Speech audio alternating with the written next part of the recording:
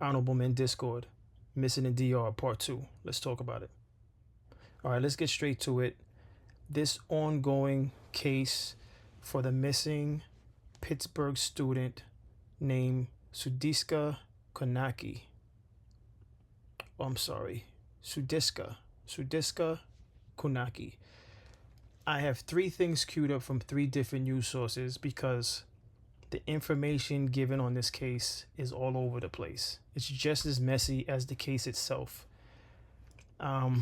Initially, when I was looking into this, I want to say last night, I don't recall the channel that had the video footage.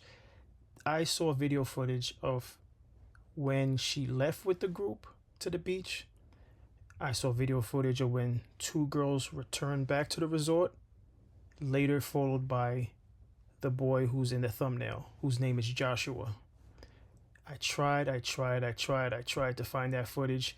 For some reason, all the news reports that I see, that I've been looking at, do not have the footage of the two girls returning first, followed by Joshua in the thumbnail returning. The only footage I'm able to find is when the group together were seen last walking towards the ocean, or the beach, I should say. This whole thing is just bizarre to me because a number of reasons. All right, but I'll get into those reasons as I play the reports, because I'd rather the reports say it than I just blur it out. But there was a timeline. She arrived at the resort Rio on a Monday, and then this event happened on Thursday. So she was only there a few days. She barely enjoyed her vacation, right? She had plans the following day to go and do an excursion, and that was something I saw in one of the news reports from her father speaking on it, because now he's out there in DR to be present for the entire investigation. But let's get straight into what I have queued up. All right, this surveillance footage is from 9 News. All right, take a look at this. This morning, we are looking at new surveillance video showing what appears to be the last known location of a missing University of Pittsburgh student. 20-year-old Sudiksha Konaki disappeared last Thursday on a spring break trip to the Dominican Republic. Investigators say the group she is seen with here were not the people that she traveled with. Reports say she was last seen on the beach at 4:50 a.m. with a 24-year-old man. Now her family is calling on officials to widen the search. Okay, I'm gonna stop it right there. Let's get straight into this now. First and foremost, when the news first broke, they said she went on a trip with about 5 friends. I recall hearing that it was about 5 friends, right?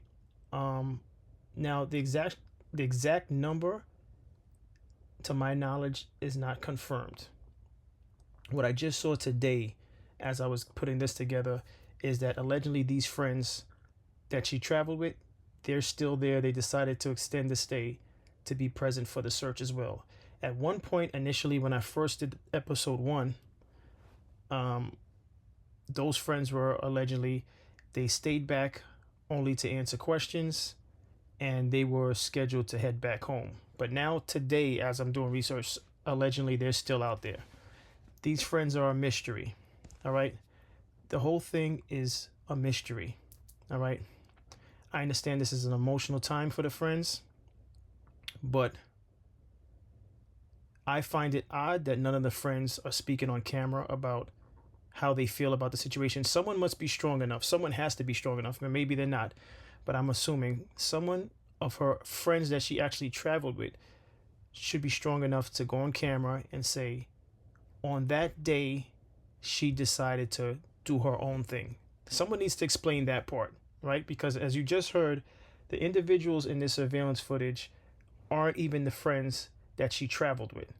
So it's just bizarre on top of bizarre. How do you travel with people and end up with a completely different group? It's not like the friend she traveled with met another group and then it's like 10 people walking to the beach, or at least one of the original friends that she traveled with should be with her as she's going with this group. This is blowing my mind. All of this is blowing my mind. You know, I'm far removed from my 20s. And to be honest with you, I never traveled in my early 20s, especially she's 20 years old. I never traveled in 20s to another country, never left the country in my 20s. But this is not about me. I'm just here to make a point.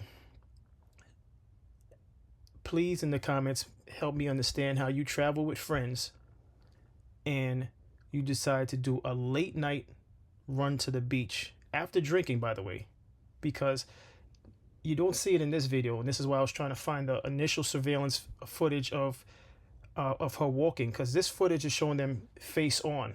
The footage I saw last night was from behind her, and as she's walking with the guy Joshua that's in the thumbnail, he has his arm on her waist, and they both seem like they could barely stand straight. She kind of like swayed, right? And that is the opportunity, that is the time that they decided to go to the beach after drinking to that degree, to the point where they can barely stand. Makes no sense. Furthermore, as I just mentioned, none of those people there are the ones she traveled with. So she found a completely different group to go hang out with after a drinking binge. Makes no sense. Makes no sense. Makes no sense. I can't understand it. And I understand, you know, you go on vacation, you try to lose yourself. Everyone has been there to some degree. You want to lose yourself on vacation, but lose yourself and losing your mind are two different things, in my opinion. You know, and I don't mean to come down on the young lady because she's still missing, but none of this is adding up. It doesn't even add up to the type of woman she is as far as academically, right? In her pursuit to go into I think medicine or something of that nature. But bizarre. Then again, this channel, 9 News, which is the channel that presented the video footage that I just showed, they didn't mention the boy's name. I found his name on another channel. Right, his name is Joshua. Then on a separate channel, they mentioned his first and last name. So everyone's picking and choosing. And when I say everyone, I'm talking about the news media. And here we are, civilians, you know, relying on different news media to give us information on what's going on. So I could only imagine what the father's dealing with or her family. You know, we're getting bits and pieces from different sources. And that's only if we even choose to look that deep into it. I'm invested in it because of my channel, and I'm also invested in it as a father. My daughter is 20 years old. All right. So when I heard this, I'm like, oh, you know, I automatically was extremely drawn to it. And I continue to be drawn to it to find out how it's going to end. And I'm hoping it ends with her being alive somewhere. But let me continue into the next clip. This is from ABC News. A trip to paradise turning into a waking nightmare as a sweeping search for a missing college student intensifies. Let me just say one thing before I continue. He went from not being a person of interest from the very first time, even though they knew he was the last one that went to the beach with her, to I think he's now a person of interest again. Allegedly, the father of Sudiksha is saying that the young man has been nothing but cooperative. That's great. I don't think he has much of a choice, because if he did anything else besides cooperate, he would definitely look suspicious. But if he was the last one that walked out with her, with that group, to the beach, and as I said, I don't have the surveillance to show because I can't find the channel that released the surveillance of the return. She went out with him. He had his arm around her waist, right? Now, another thing I didn't mention, if he's not, he on another channel was mentioned as, described as her friend. So if she got to Rio Hotel on a Monday, this happened on Thursday, how soon did she become acquainted with him to the point where he has his hand around her waist? Okay? This 24-year-old named Joshua. Right? I believe it was Joshua. If I mispronounce his name, forgive me. I'm scatterbrained right now. But from Monday to when this happened on Thursday, how soon did she become acquainted with him to feel comfortable enough to go out at about 3 or 4 o'clock in the morning to a beach after drinking. Let's continue. According to authorities, this is the last known video of Sudiksha Konanki, the 20-year-old University of Pittsburgh student who vanished on a beach in Punta Cana in the Dominican Republic last Thursday. The initial reaction to this case is there really foul play involved, or is this just some tragic accident? Konanki disappeared while on a spring break trip with... I'm sorry. I'm going to keep cutting it. When this first broke and they were looking into this young man, first of all, they've been saying his story's been changing, which is a complete red flag, which is why I believe from the beginning he should have been apprehended and just, I don't know what his situation is as far as how, and I don't know how law enforcement works in the Dominican Republic, but from the beginning, this young man's story's been switching. He allegedly fell asleep on the beach and then he headed back. All right. Then at one point, it was said that he told authorities that they were swimming in the ocean and the wave took her. Just to say that alone is saying that you witness someone's drowning. What do you mean the wave took her? When he returned back to the hotel, he didn't report it to the front desk. He didn't report it to anyone. Now you can say, oh, he was drunk. He didn't know what was going on. Listen, I've been there, done that. All right. Not on a lot of occasions because that's not my thing to drink, but I've been there and I'm different. Obviously my body, what I could handle and someone else with different body types. I don't understand how you could be conscious enough to drink, walk to the beach, right?